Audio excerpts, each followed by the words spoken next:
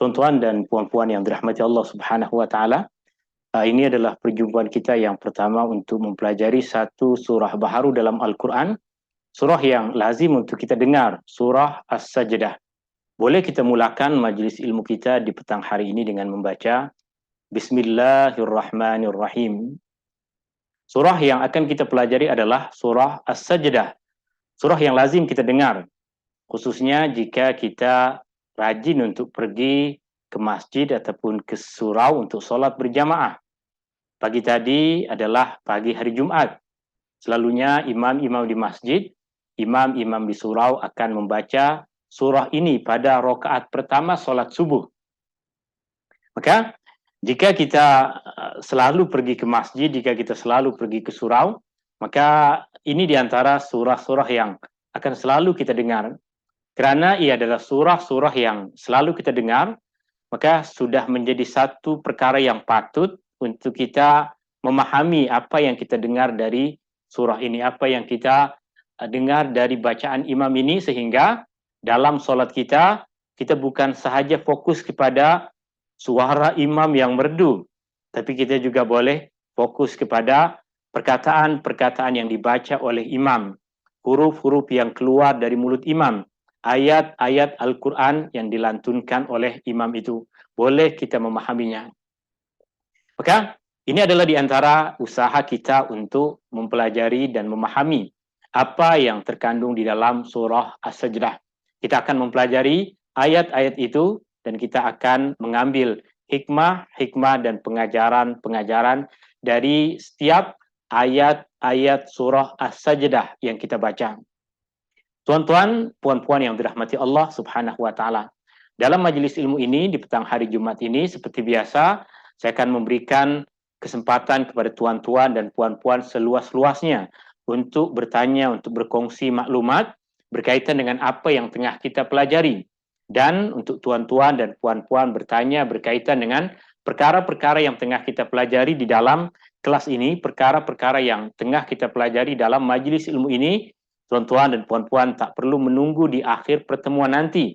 Sebab nanti di akhir pertemuan, kita akan tutup terus majelis ilmu dan jika ada apa-apa soalan, boleh terus ditanya ketika kita tengah membahasnya. Tuan-tuan, puan-puan yang dirahmati Allah Subhanahu wa ta'ala. Surah As-Sajdah masuk dalam himpunan surah-surah Makkiyah, iaitu surah yang diturunkan kepada Rasulullah sallallahu alaihi wasallam semasa Rasulullah sallallahu alaihi wasallam berdakwah di Makkah. Dan seperti kebanyakan surah-surah yang Allah Subhanahu wa taala turunkan kepada Rasulullah sallallahu alaihi wasallam di Makkah, surah-surah Makkiyah banyak berbicara tentang prinsip-prinsip asas keimanan kepada Allah, keimanan kepada hari akhir, keimanan kepada Al-Quran, keimanan akan hari kebangkitan, keimanan akan balasan akhirat. Itu yang nanti banyak kita akan pelajari dan kita jumpai di dalam surah As-Sajdah ini. Dan juga di dalam surah-surah Makkiyah, surah-surah yang Allah Subhanahu wa taala turunkan kepada Rasulullah sallallahu alaihi wasallam sebelum Rasulullah sallallahu alaihi wasallam hijrah ke Madinah. Allah pun banyak menyebutkan tentang prinsip-prinsip penghambaan diri kepada Allah, prinsip-prinsip ibadah kepada Allah Subhanahu wa taala.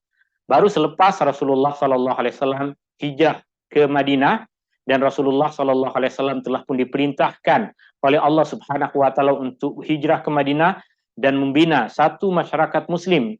Di situ Allah Subhanahu wa taala turunkan kepada Rasulullah sallallahu alaihi wasallam surah-surah Madaniyah, surah-surah yang diturunkan selepas hijrah, yang banyak dari surah-surah ini memberikan perincian kepada Rasulullah sallallahu alaihi wasallam tentang bagaimana menghambakan diri kepada Allah, bagaimana ibadah yang betul kepada Allah Subhanahu wa taala. Surah ini, surah As-Sajdah, boleh kita jumpai dalam susunan yang ke-32 dalam mushaf Al-Quran. Dan satu hadis yang diriwayatkan oleh Imam Al-Bukhari dan Muslim dari sahabat Nabi SAW, Abu Hurairah radhiyallahu anhu. Beliau menceritakan, kana Nabi SAW yaqra'u fil fajri yaumal jumu'ati alif lam mim tanzil as-sajdah wa hal ata 'alal insan. Dahulu Nabi SAW salat subuh pada hari Jumat. Nabi membaca surah As-Sajdah dan surah Al-Insan.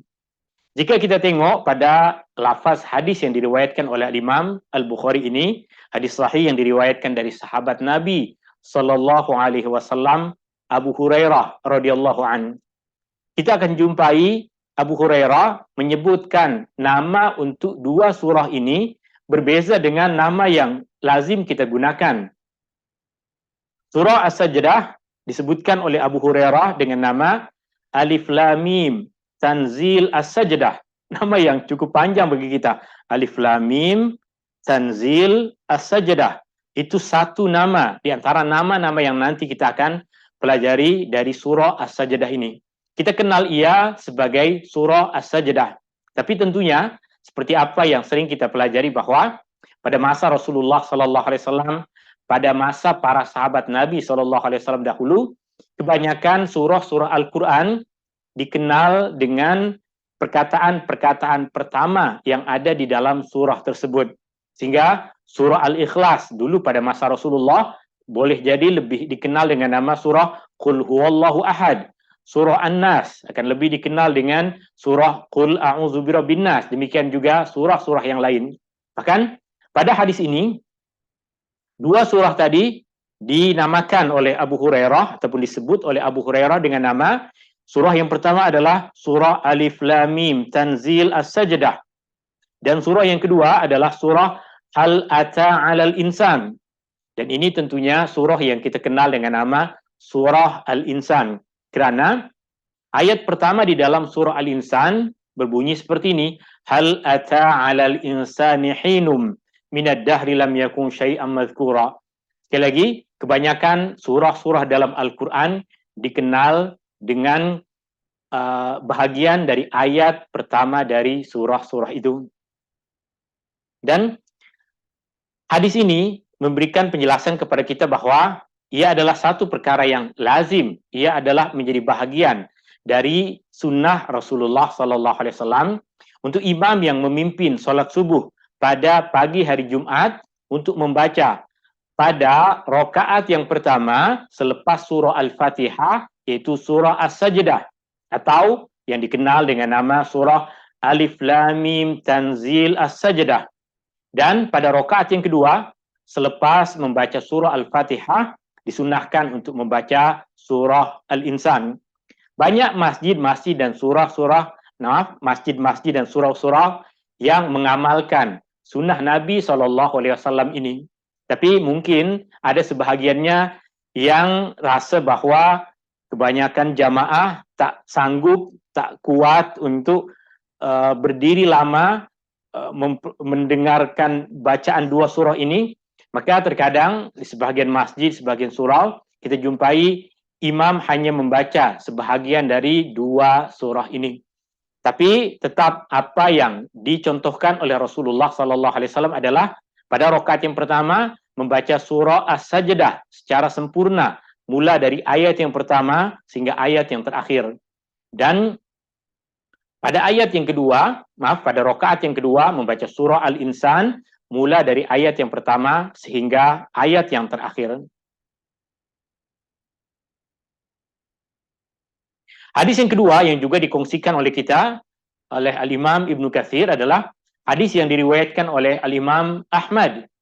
Ia bukan sahaja diriwayatkan oleh Imam Ahmad, ia juga diriwayatkan oleh Imam At-Tirmizi, diriwayatkan oleh Imam An-Nasa'i bahwa Nabi SAW seperti diriwayatkan dari sahabat beliau Jabir bin Abdullah radhiyallahu anhuma, beliau mengatakan, "Kana an-nabiyyu sallallahu alaihi wasallam la yanamu hatta yaqra'a Alif Lam Mim Tanzil As-Sajdah wa tabarakalladzi biyadihil mulk." Sahabat Nabi sallallahu alaihi wasallam Jabir bin Abdullah menceritakan kepada kita bahwa dahulu Nabi sallallahu alaihi wasallam tidak akan tidur malam hari melainkan selepas Nabi SAW membaca surah As-Sajdah dan surah Al-Insan. Maaf, terjemahannya tak tepat.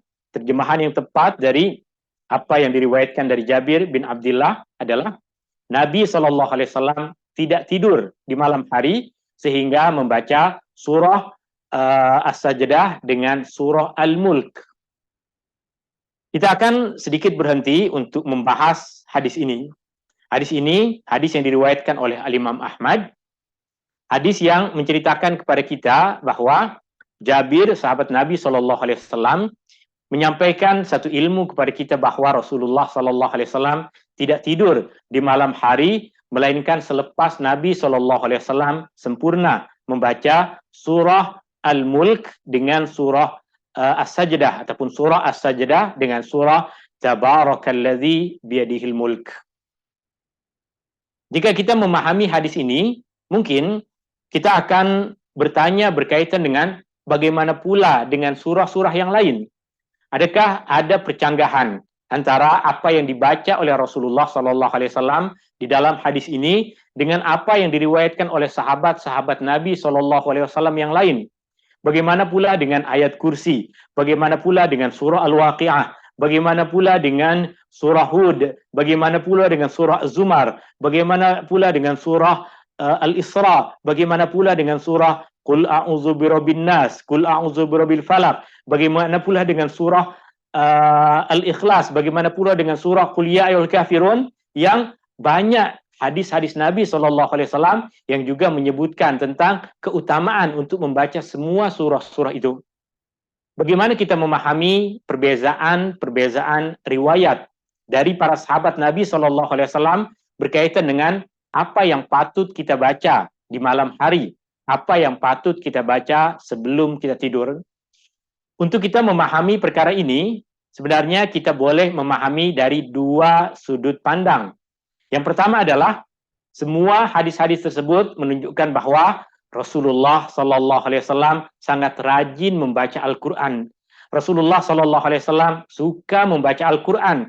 Rasulullah SAW banyak mengisi masa dalam kehidupannya dengan membaca Al-Quran. Itu sudut pandang yang pertama, bahwa Rasulullah SAW bukan sahaja membaca Al-Quran ketika Rasulullah SAW tengah menjadi imam di dalam masjid, bukan saja Rasulullah SAW membaca Al-Quran ketika di dalam sholat, tapi Rasulullah SAW juga banyak mengisi masa di dalam kehidupannya dengan membaca Al-Quran. Sehingga apa yang diriwayatkan oleh Jabir bin Abdullah di dalam hadis ini, dia tidak menafikan hadis-hadis lain yang Rasulullah SAW juga membaca surah-surah yang lain.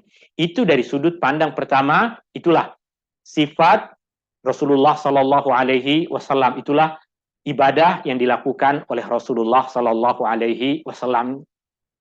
Kemudian perbezaan-perbezaan pada riwayat itu boleh kita tengok dari sudut pandang yang kedua, dari sudut pandang yang berbeza. Dari sudut pandang yang kedua, perbezaan riwayat-riwayat itu memberikan kemudahan bagi kita, umat Rasulullah SAW, untuk kita memilih apa yang mudah untuk kita baca, untuk kita memilih apa yang senang untuk kita amalkan. Jika kita tidak mampu seperti Rasulullah SAW untuk setiap masa, setiap malam, setiap hari membaca surah Al-Isra, surah Al-Waqi'ah, surah Hud, surah Az-Zumar, surah Al-Hadid, surah Al-Hasyr. Jika kita tidak mampu membaca surah-surah tersebut di malam hari sebelum kita tidur, maka memadai kita memilih apa yang mudah untuk kita baca. Jika tuan-tuan dan puan-puan terbiasa membaca surah Al-Waqi'ah, amalkanlah, bacalah surah Al-Waqi'ah, kerana berkaitan dengan surah tersebut pun ada keutamaan yang disebutkan oleh Rasulullah SAW di antara surah yang lazim dibaca oleh Rasulullah SAW. Jika tuan-tuan dan puan-puan terbiasa membaca surah Al-Mulk di malam hari, lazimilah perkara itu, istiqomahlah untuk mengamalkan itu. Jika tuan-tuan dan puan-puan tidak boleh membaca surah Al-Waqi'ah, surah Al-Mulk, atau apa-apa surah lain, surah As-Sajdah, ataupun apa-apa surah yang lain, maka tidak kurang jika tuan-tuan dan puan-puan memilih untuk membaca ayat kursi misalnya. Tuan-tuan dan puan-puan memilih untuk membaca surah An-Nas dengan surah An-Nas dengan surah Al-Falaq. Maknanya, dari sudut pandang yang kedua ini, ia memberikan pintu yang luas, terbuka bagi kita untuk memilih apa yang mudah untuk kita amalkan, apa yang senang untuk kita istiqomah melakukannya setiap hari, setiap masa di malam hari. Ada soalan, adakah sunnahnya untuk membaca surah As-Sajdah dan Al-Mulk sebelum tidur, atau bila-bila masa seperti selepas solat maghrib, asar dan lain sebagainya? Apa yang dikatakan oleh sahabat Nabi SAW, Jabir bin Abdullah, maknanya ketika Rasulullah SAW tidur di malam hari, maknanya hari itu Rasulullah SAW telah pun membaca surah As-Sajdah dengan surah Tabarakalladzi biyadihil mulk. Dan ia tidak mesti dibaca oleh Rasulullah SAW masa Rasulullah SAW tengah berbaring bersama dengan istrinya di atas katil. Kerana perkara tersebut tidak akan diketahui oleh Jabir bin Abdullah. Jabir bin Abdullah, sahabat Nabi SAW, yang hanya boleh mengetahui perkara yang dilakukan oleh Rasulullah SAW di luar rumah Rasulullah SAW. Maka ada kemungkinan Rasulullah SAW membacanya selepas solat maghrib, mungkin ada kemungkinan Rasulullah SAW membacanya selepas solat isya. Maknanya apa yang dikhabarkan oleh Jabir bin Abdullah menunjukkan malam hari Rasulullah mesti sebelum tidur dah sempurna membaca surah-surah itu. Wallahu ta'ala a'la wa a'lam. Dan tema utama dari surah As-Sajdah adalah tunduk dan berserah diri hanya kepada Allah Subhanahu wa ta'ala. Tunduk dan berserah diri hanya kepada Allah Subhanahu wa ta'ala. Surah ini mengajarkan kita untuk tunduk kepada Allah. Surah ini mengajarkan kita untuk berserah diri hanya kepada Allah Subhanahu wa ta'ala, mula dari ayat yang pertama sehingga ayat yang terakhir. Dalam surah ini mengajarkan kepada kita untuk kita menjadi hamba Allah sepenuh masa, untuk kita menghambakan diri hanya kepada Allah Subhanahu wa ta'ala. Dan dari hadis-hadis yang tadi disebutkan, yang diriwayatkan dari Nabi SAW, para ulama menghimpunkan nama-nama yang digunakan oleh para ulama, mula dari generasi para sahabat Nabi SAW, berkaitan dengan apakah nama yang mereka gunakan untuk surah ini. Tentunya, bagi kita, nama yang paling famous, nama yang paling kita mudah untuk mengesan dan mengenalnya adalah surah As-Sajdah. Dan itu yang ada di dalam mushaf Al-Quran yang ada pada kita sekarang. Ia kita kenal dengan nama surah As-Sajdah. Selain ia dikenal dengan nama surah As-Sajdah, dalam beberapa riwayat hadis, ia juga dikenal dengan nama surah Tanzil As-Sajdah. Ini kerana ayat yang pertama di dalam surah ini adalah Alif Lam Mim dan diikuti pada ayat yang kedua dengan Tanzilul Kitab. Kerana perkataan yang disebutkan di dalam ayat itu adalah perkataan tanzil, maka ia tepat jika juga dinamakan sebagai surah Tanzil As-Sajdah. Kemudian nama yang ketiga, nama yang tadi kita jumpai di dalam riwayat hadis dari Abu Hurairah yang ada di dalam Sahih Al-Imam Al-Bukhari dan Muslim, juga pada riwayat dari Jabir bin Abdullah yang diriwayatkan oleh Al-Imam Ahmad, yang mereka, Abu Hurairah dengan Jabir bin Abdullah, menceritakan kepada kita berkaitan dengan nama yang mereka gunakan untuk surah ini adalah Alif Lam Mim Tanzil As-Sajdah. Kemudian nama yang keempat dari surah ini adalah Alif Lam Mim Tanzil, yaitu diambil dari ayat yang pertama dan perkataan pertama di dalam ayat yang kedua. Alif Lam Mim ayat yang pertama, Tanzil adalah perkataan pertama yang ada pada ayat yang kedua. Kemudian surah ini juga dikenal dengan nama surah Al-Madaji'. Maksud dari perkataan Al-Madaji' adalah tempat-tempat tidur. Dan di dalam surah ini terdapat perkataan al-madhaji. Jika tuan-tuan dan puan-puan membuka surah As-Sajdah, kita akan jumpai Allah Subhanahu wa taala sebutkan perkataan al-madhaji' pada ayat yang ke-16. Allah berfirman, tatajafa junubuhum 'anil madhaji'. Allah mensifatkan tentang hamba-hamba Allah yang sentiasa mendekatkan diri kepadanya. Allah sifatkan mereka bahwa di malam hari mereka jauh dari tempat tidur. Perkataan al-madhaji bermaksud tempat tidur, kerana mereka berdoa kepada Allah, kerana mereka mendirikan solat malam.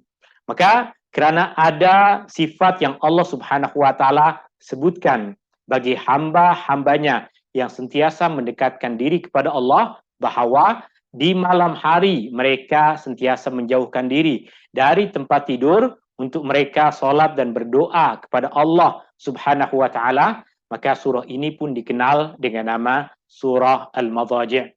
Tapi tuan-tuan dan puan-puan yang dirahmati Allah Subhanahu wa taala, nama yang pertama itu nama yang sudah biasa kita kenal, dan boleh jadi jika kita sebutkan nama-nama yang lain, sebahagian dari orang tidak akan tahu bahwa itu adalah nama dari surah As-Sajdah. Tuan-tuan dan puan-puan yang dirahmati Allah Subhanahu wa taala. Isi kandungan dari surah As-Sajdah kita boleh bahagi menjadi dua. Yang pertama, mula dari ayat yang pertama sehingga ayat yang ke-9, kita akan menjumpai ayat-ayat yang bercerita tentang penurunan Al-Quran dan ayat-ayat yang menceritakan kepada kita tentang kebesaran dan keagungan Allah. Ayat 1 sehingga ayat yang ke-9 membicarakan tentang penurunan Al-Quran dan ayat-ayat yang menceritakan tentang kebesaran dan keagungan Allah. Manakala pada ayat yang ke-10 sehingga ayat yang terakhir dari surah As-Sajdah ini, Allah Subhanahu wa taala menceritakan kepada kita tentang kematian dan kebangkitan. Seperti yang tadi kita sebutkan di dalam muqaddimah, surah As-Sajdah masuk dalam himpunan surah-surah Makkiyah, maka kita akan jumpai banyak di dalam surah-surah Makkiyah menceritakan tentang keimanan kepada Allah, keimanan kepada Al-Quran, dan keimanan akan hari kebangkitan. Dan itu yang nanti kita banyak jumpai dan pelajari di dalam surah As-Sajdah ini. Dalam pertemuan kita di petang hari ini, insyaAllah kita akan mempelajari hikmah dan pengajaran dari ayat yang pertama, kedua, dan ketiga, di mana Allah Subhanahu wa taala berfirman, A'udzubillahi minasyaitonirrajim. Alif Lam Mim. Tanzilul kitabi la raiba fihi min rabbil alamin. Am yaquluna iftarah. Bal huwal haqqu min rabbika litunzira qauman ma atahum min nadhirin min qablik. Ma atahum min nadhirin min qablika la'allahum yahtadun. Pada ayat yang pertama Allah Subhanahu wa taala berfirman, Alif Lam Mim. Tanzilul kitabi la raiba fihi min rabbil alamin. Penurunan kitab ini, yaitu Al-Quran. La raiba fihi, tiada sebarang keraguan padanya. Min rabbil alamin, dari Allah, Tuhan yang memelihara dan mentadbir sekalian alam. Am yaqulu naftarah, ataukah mereka mengatakan, dialah Muhammad mengada-adakannya. Dialah Muhammad yang membuat Al-Quran ini. Bal huwal haqqu min rabbik. Justru bahkan dakwaan mereka itu salah. Justru bahkan Al-Quran adalah perkara yang benar dari Tuhanmu, wahai Muhammad. Litunzira qauma, supaya engkau memberikan ingatan, supaya engkau memberikan peringatan, amaran kepada kaum yang ma atahum min nadhiri min qablik. Satu kaum yang tidak didatangi sebarang pemberi ingatan dan amaran sebelummu.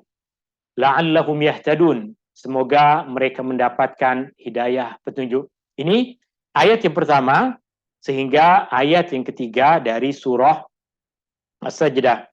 Pada ayat yang pertama, Allah Subhanahu wa taala berfirman, Alif Lam Mim. Al-Imam Ibnu Katsir di dalam tafsirnya tidak memberikan apa-apa perincian berkaitan dengan Alif Lam Mim pada permulaan surah As-Sajdah ini. Al-Imam Ibnu Katsir meminta kita untuk merujuk balik kepada apa yang beliau kongsikan kepada kita berkaitan dengan Alif Lam Mim pada permulaan surah Al-Baqarah. Kerana ia dimulakan dengan huruf-huruf yang sama.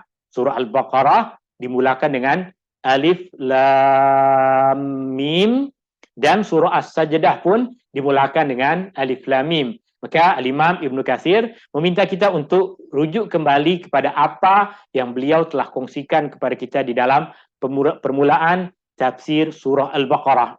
Di mana di antara perkara yang dikongsikan oleh Al-Imam Ibnu Katsir pada tafsir ayat pertama surah Al-Baqarah adalah perbezaan para ulama berkaitan dengan tafsiran Alif Lam Mim ini dan huruf-huruf yang menjadi pembuka pada sebahagian surah-surah di dalam Al-Quran, di mana di antara contoh kesimpulan yang disebutkan oleh Imam Ibnu Katsir adalah bahwa sebahagian ulama menjadikan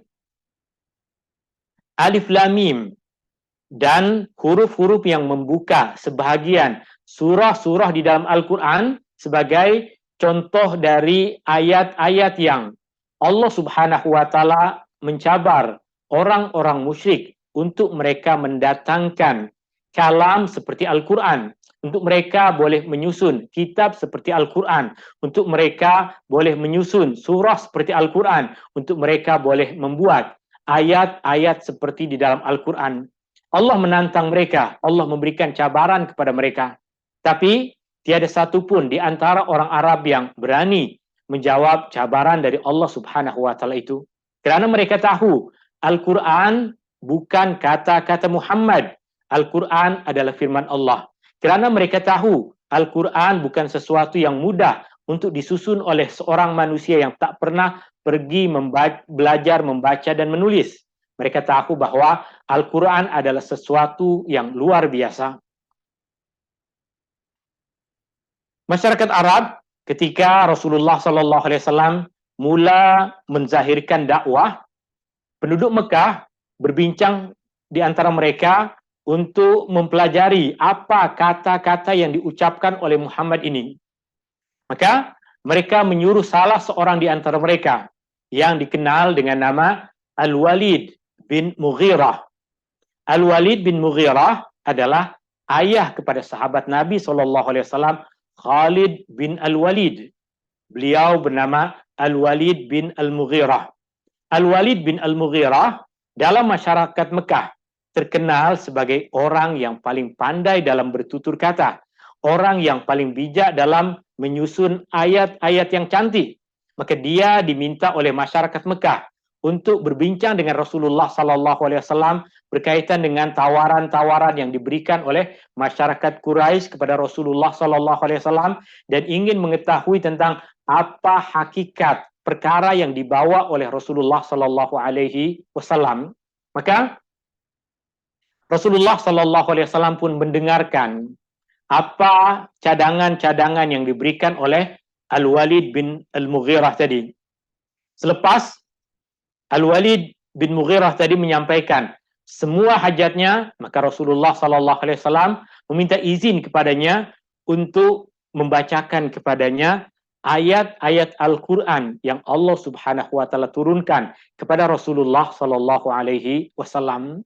Maka selepas mendengar apa yang dibaca oleh Rasulullah SAW, Al-Walid bin Mughirah kembali kepada kumpulan masyarakat Quraisy tadi dan menceritakan tentang kehebatan apa yang dibacakan oleh Rasulullah SAW sampai dia mengatakan innahu ya'lu wa la yu'la alaih. Apa yang dibaca oleh Muhammad adalah kata-kata yang sangat luhur, kata-kata yang sangat tinggi, tiada lagi yang lebih tinggi dari itu. Dia tidak beriman kepada Rasulullah SAW. Dia tidak tunduk kepada kebenaran yang dibawa oleh Rasulullah SAW. tapi dia mengakui kehebatan Al-Quran, wahyu yang Allah turunkan kepada Rasulullah Sallallahu Alaihi Wasallam.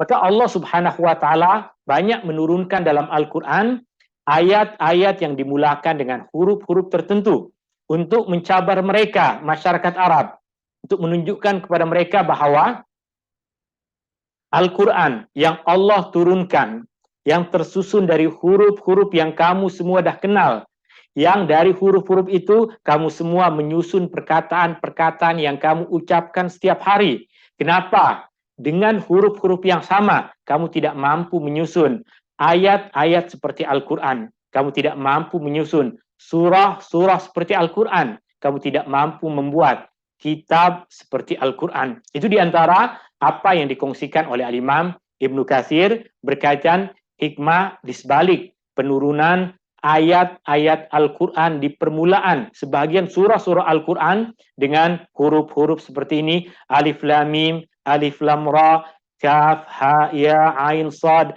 Ha, Mim, Ain, Sin, Qaf, dan lain sebagainya. Di antara yang disebutkan oleh Imam Ibnu Katsir adalah itu di antara salah satu cabaran yang Allah berikan kepada masyarakat Arab, bahwa Al-Quran tersusun dari huruf-huruf yang kamu semua biasa gunakan dalam pertuturan sehari-hari. Tapi kamu tidak mampu untuk menandingi ayat-ayat Al-Quran, surah-surah Al-Quran, kitab yang indah seperti Al-Quran. Tuan-tuan dan puan-puan yang dirahmati Allah Subhanahu wa Ta'ala, bagi kita di antara hikmah yang Allah Subhanahu wa Ta'ala turunkan ayat-ayat seperti Alif Lam Mim adalah untuk memberikan kesedaran kepada kita bahwa orang yang membaca Al-Quran, sama ada dia memahami apa yang dia baca ataupun tidak, dia tetap mendapatkan pahala kebaikan dari Allah Subhanahu wa Ta'ala.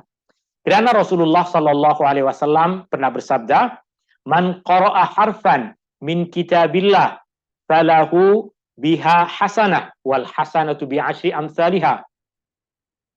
Sesiapa yang membaca satu huruf dari Al-Quran, maka dengan bacaan dia satu huruf itu, dia akan mendapatkan satu kebaikan. Dan satu kebaikan akan dibalas oleh Allah Subhanahu wa Ta'ala sekurang-kurangnya 10 kali ganda.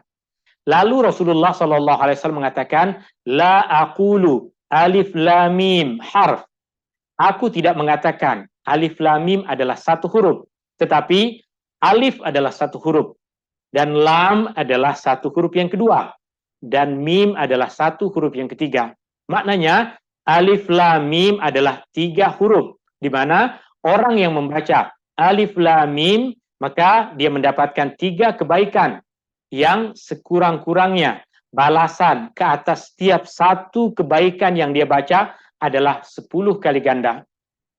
Dari hadis itu, Rasulullah Sallallahu Alaihi Wasallam sampaikan kepada kita bahwa kita boleh mendapatkan pahala, kebaikan, membaca Al-Quran, meskipun ayat yang kita baca, kita tidak memahaminya. Bahkan justru, sebahagian besar manusia, sebagian besar ulama, sebagian besar sahabat-sahabat Nabi SAW tidak mengetahui makna yang terkandung di sebalik huruf-huruf ini. Tapi Rasulullah SAW tetap sebutkan kepada kita, mesti mendapatkan pahala, mesti mendapatkan kebaikan. Sehingga, sesiapa di antara kita yang membaca Al-Quran, meskipun kita tidak memahaminya, sama seperti kita membaca Alif Lam Mim, yang kita tidak memahami apa-apa makna di sebalik Alif Lam Mim, kita tetap mendapatkan pahala kebaikan. Ia bukan bermaksud kita tidak dituntut untuk belajar memahami Al-Quran. Banyak ayat-ayat lain yang Allah Subhanahu wa Ta'ala galakkan kita untuk memahami kandungan Al-Quran. Afala yatadabbaruna al-Quran? Tidakkah mereka tadabbur, memahami dan menghayati apa yang ada di dalam Al-Quran? Allah menggalakkan kita untuk mempelajari dan memahaminya. Tapi selain dari itu, jika kita pun tak faham apa yang kita baca, tetap kita mendapatkan pahala kebaikan dari Allah Subhanahu wa Ta'ala. Dan tentunya dengan demikian ada 2 hikmah dari Alif Lam Mim yang kita pelajari di petang hari ini. Yang pertama adalah masyarakat Arab tidak mampu menyusun kitab seperti Al-Quran, meskipun Al-Quran tersusun dari huruf-huruf seperti alif, seperti lam, seperti mim, seperti ya, seperti huruf sin, seperti huruf sad, huruf yang biasa mereka gunakan dalam pertuturan mereka sehari-hari, itu menunjukkan bahwa Al-Quran bukan dibuat oleh manusia, Al-Quran adalah firman Allah. Dan yang kedua, hikmah dan pengajaran dari ayat yang pertama ini adalah jikapun kita membaca Al-Quran dan kita tidak memahami apa-apa makna di sebalik apa yang kita baca, kita tetap mendapatkan pahala kebaikan itu.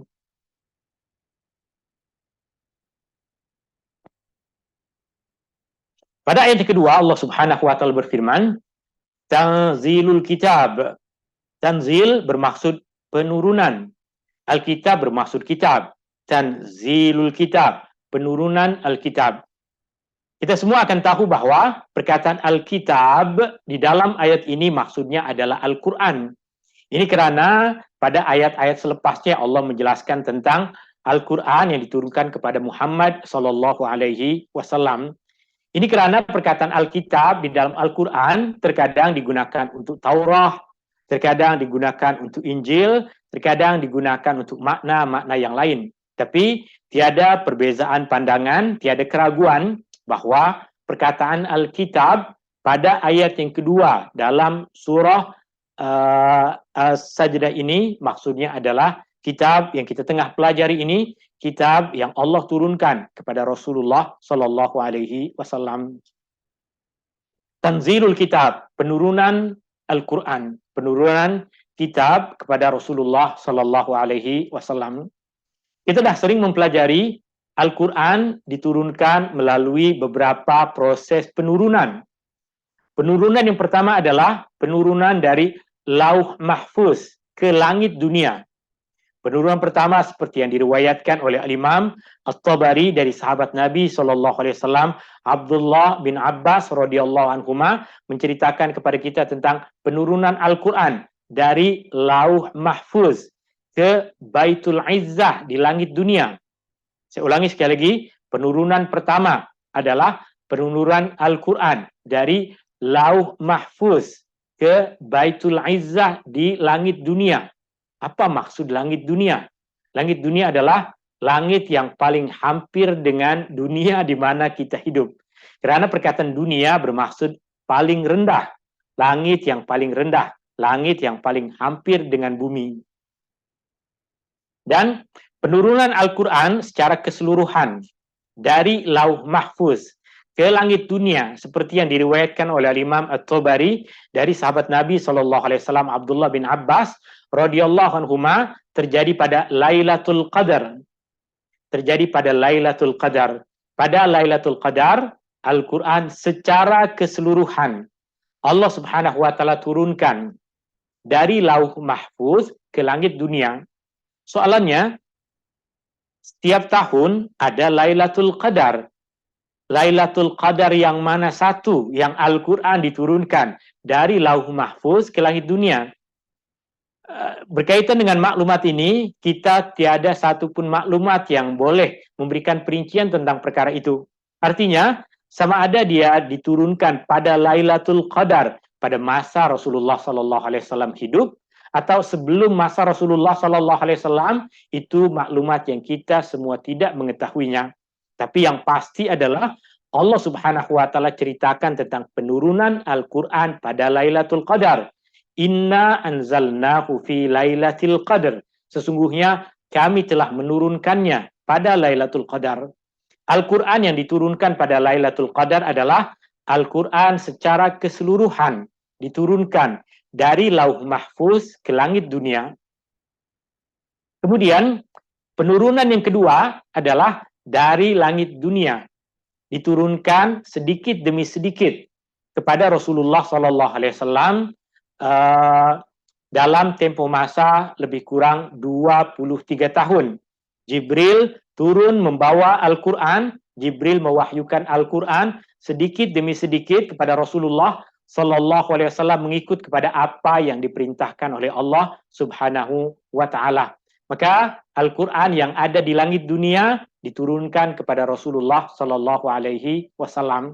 Dan Ianya bermula 12 tahun sebelum Rasulullah SAW hijrah, yaitu kali pertama Jibril datang untuk membawakan kepada Rasulullah SAW 5 ayat pertama dari surah Al-Alaq. Iqra bismi rabbikal ladzi khalaq, khalaqal insana min 'alaq, iqra wa rabbukal akram, alladzi 'allama bil qalam, 'allamal insana ma lam ya'lam.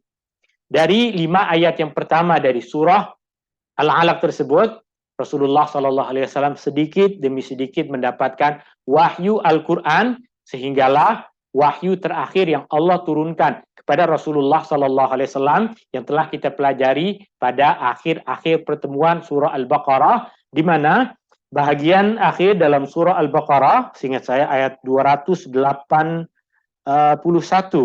dari surah Al-Baqarah, ayat 281 dari surah Al-Baqarah adalah ayat pertama, ayat terakhir yang Jibril turunkan kepada Rasulullah Sallallahu Alaihi Wasallam. Itu sejarah ringkas tentang penurunan Al-Quran kepada Rasulullah Sallallahu Alaihi Wasallam. Al-Quran secara keseluruhan dari Lauh Mahfuz ke langit dunia diturunkan pada Lailatul Qadar. Dari langit dunia diturunkan kepada Rasulullah Sallallahu Alaihi Wasallam bermula pada bulan Ramadan. Syahrul Ramadan alladzi unzila fihil Quran. 5 ayat pertama dari surah Al-Alaq tadi diturunkan kepada Rasulullah Sallallahu Alaihi Wasallam pada bulan Ramadan. Kemudian surah-surah yang lain diturunkan pada masa dan keadaan yang Allah perintahkan Jibril untuk menurunkannya kepada Rasulullah Sallallahu Alaihi Wasallam. Tanzilul kitab la raiba fi, tiada sebarang keraguan padanya. Mir rabbil alamin, dari Tuhan yang memelihara dan mentadbir sekalian alam. Tiada keraguan padanya. Al-Quran tiada keraguan padanya. Jika Al-Quran disifatkan oleh Allah Subhanahu wa taala tiada keraguan padanya, adakah bermaksud kita yang beriman tidak boleh ada keraguan pada Al-Quran? Jawabannya adalah, tuan-tuan dan puan-puan yang dirahmati Allah Subhanahu wa taala, kita boleh ringkaskan keraguan menjadi 2 bentuk keraguan. Keraguan yang pertama adalah keraguan yang disebabkan karena kita tak tahu atau lupa. Keraguan yang disebabkan kita tak tahu atau keraguan yang disebabkan kita lupa. Jika saya tanya kepada tuan-tuan dan puan-puan, surah Al-Mulk berapa ayat? Sebagian besar terus boleh jawab, itu sekian ayat dengan yakin. Tapi sebagian, berapa ya? 20 ke 30 ke 40. Ragu. Kenapa ragu? Sebab sama ada kita lupa, dulu pernah belajar surah Al-Mulk, tahu ada berapa surah, berapa ayat, tapi sekarang dah lupa. Kita ragu, adakah 20 ayat, 25 ke 30. Keraguan tersebut disebabkan karena kita lupa. Keraguan itu karena boleh jadi sebahagian dari tuan dan puan belum lagi mempelajari berapa bilangan surah ayat surah Al-Mulk. Maka keraguan yang disebabkan perkara ini, dia tidak merusak keimanan. Sekali lagi, keraguan yang disebabkan karena tak tahu, karena kejahilan kita, atau karena kita lupa. Keraguan yang penyebabnya adalah tak tahu. Kenapa tak tahu? Belum ada yang kasih informasi, belum ada yang memberikan ilmu kepada kita. Tak tahu atau dulu pernah belajar tapi dah lupa. Ragu karena 2 perkara ini tidak merusak keimanan kita. Ragu karena kita, dalam banyak ayat-ayat Al-Quran, jika saya tanya kepada tuan-tuan sekarang on the spot, surah An-Nas berapa ayat? Boleh terus jawab? Jika boleh, mantap memang. Kalau tak boleh, ragu. 5 ke 6 ke 4. Surah An-Nas. Mula baca. Artinya, ada keraguan pada Al-Quran, bukan yang penyebabnya adalah karena lupa atau karena tak tahu. Keraguan yang disebabkan lupa atau tak tahu tidak merusak keimanan. Ini keraguan yang ada pada kita semua manusia. Dan ada keraguan yang kedua, keraguan yang disebabkan kesombongan. keraguan yang disebabkan keingkaran, keraguan yang disebabkan karena rasa diri besar. Sebagai contoh misalnya, untuk sebelum kita masuk kepada ayat Al-Quran, jika ada seseorang yang datang kepada kita, menawarkan sesuatu bantuan kepada kita, dia mahu memberikan bantuan kepada kita. Orang datang kepada kita, cakap, "Tuan, saya ada satu proyek ini, saya nak bantu Tuan." Maka jika kita kenal dengan dia, boleh jadi kita tak ada keraguan, tapi dari pakaian dia, dari gaya dia berbicara, kita tak percaya dengan dia. Kita rasa bahwa mengarutlah apa yang dia katakan. Artinya, keraguan kita, sebab utamanya selain dari kita memang tak kenal dengan dia, adalah sebab kita rasa diri kita lebih besar dari dia, kita tidak memerlukan apapun bantuan dari dia. Maka keraguan seperti itu, jika kita letakkan Al-Quran di hadapan kita, lalu ada keraguan pada kita, dalam diri kita, berkaitan dengan Al-Quran, kerana kesombongan diri kita, kerana keingkaran kita, kerana kedegilan kita, itulah keraguan yang menyebabkan seseorang memang jauh dari petunjuk. Orang boleh terkeluar dari agama sebab menyombongkan dirinya dari Al-Quran. Ketika kita baca Al-Quran misalnya, Allah Subhanahu wa Ta'ala menceritakan tentang surga, Allah menceritakan tentang neraka. Iya ke, betul ke orang boleh macam ini? Macam mengarut je. Jika kita dengan kesombongan meragukan apa-apa yang dalam Al-Quran, itulah kekufuran. Itu tanda kita tidak beriman kepada Al-Quran. Maka keraguan kepada Al-Quran terbahagi menjadi dua. Yang pertama, keraguan yang disebabkan kerana lupa, atau keraguan yang disebabkan kerana tak tahu. Dan bentuk yang kedua adalah keraguan yang disebabkan kerana keingkaran, kedegilan, kesombongan, keangkuhan. Keingkaran seperti itulah yang ada pada diri orang-orang yang kafir. Keingkaran seperti itulah yang ada pada diri orang-orang yang tidak beriman. Mereka tahu akan kebenaran Rasulullah, mereka tahu akan kebenaran apa yang dibawa oleh Rasulullah SAW, tetapi kerana kesombongan yang ada dalam diri mereka, maka mereka mengingkarinya. Boleh kita baca di dalam Al-Quran.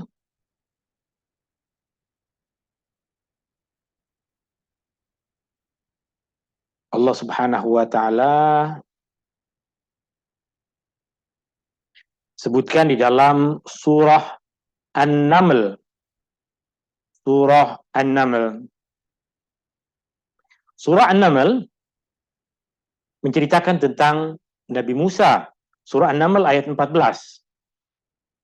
Surah An-Naml ayat 14 menceritakan tentang keingkaran Fir'aun, keingkaran pengikut Fir'aun akan mukjizat yang Allah zahirkan melalui Nabi Musa. Allah berfirman menceritakan tentang keingkaran Fir'aun. Wajahadu biha, dan mereka mengingkarinya.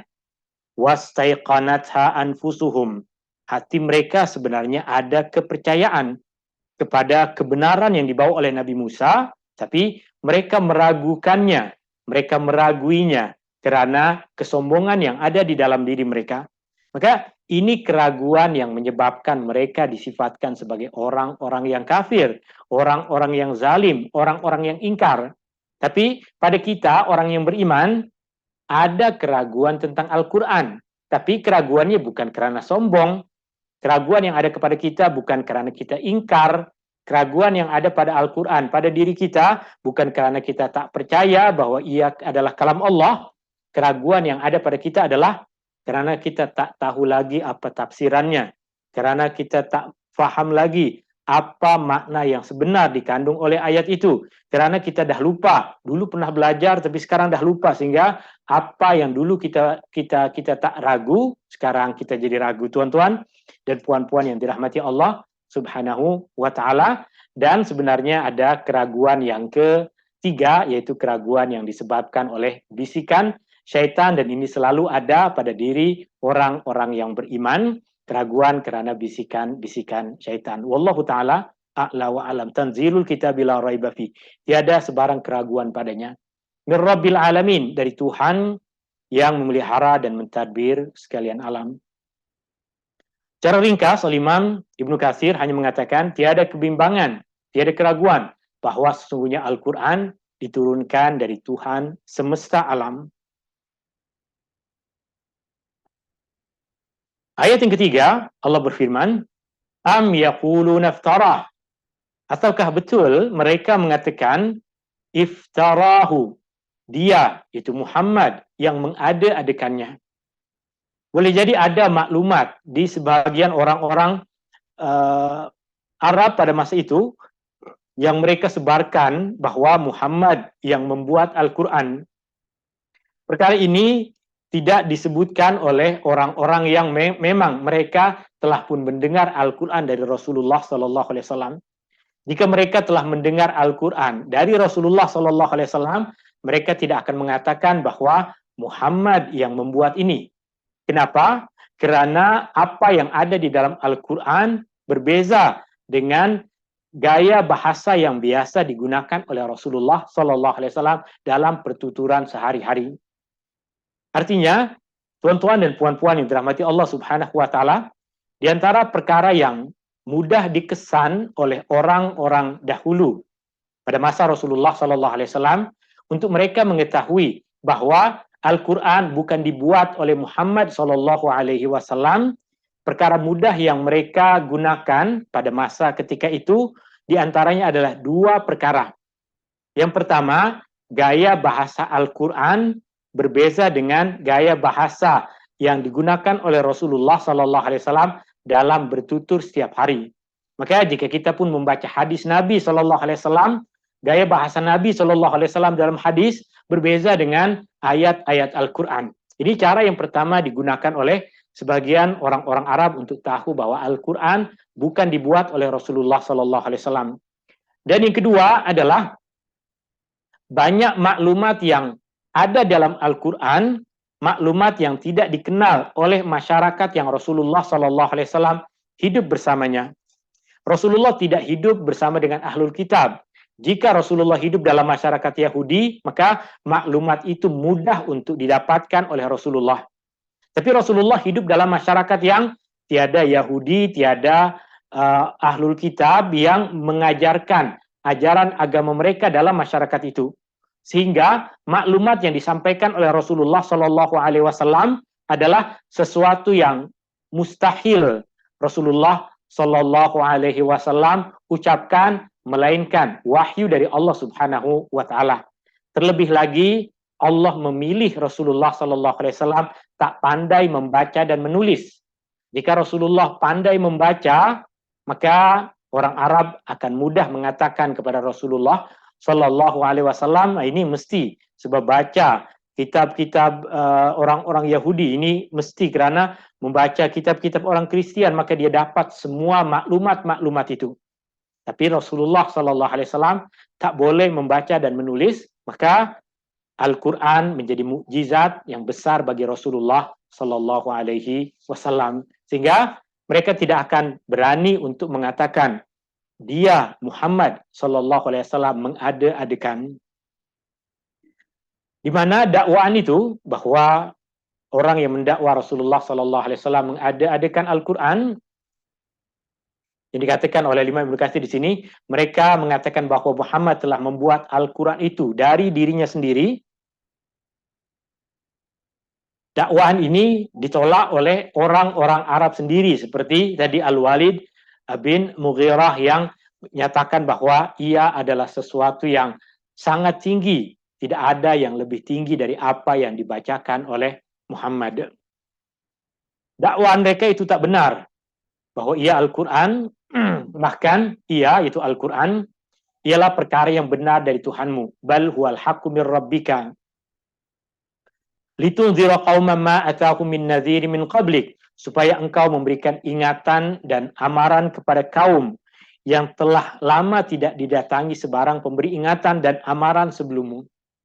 Tuan-tuan dan puan-puan yang dirahmati Allah Subhanahu wa taala, ada riwayat yang sahih yang menunjukkan bahwa Rasulullah Shallallahu alaihi wasallam mengatakan bahwa tiada nabi antara Nabi Muhammad Shallallahu alaihi wasallam dengan Nabi Isa. Artinya dalam tempoh masa lebih dari 500 tahun sejak masa Nabi Isa sehingga masa Rasulullah Shallallahu alaihi wasallam tiada nabi dan rasul. Nabi selepas Nabi Isa adalah Nabi Muhammad Shallallahu alaihi wasallam.